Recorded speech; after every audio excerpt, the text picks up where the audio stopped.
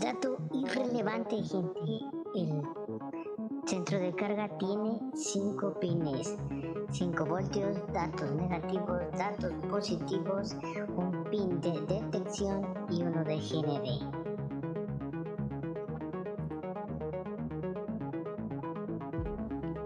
Cinco volts van a ir directo hasta el conector FPC y estos son los que pasan a través de un regulador de 5 a 3.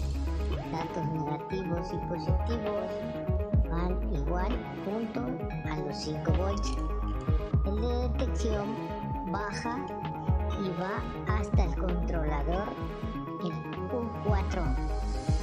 Esto ayuda a detectar el control en dispositivos que contienen Windows o en la consola de Xbox.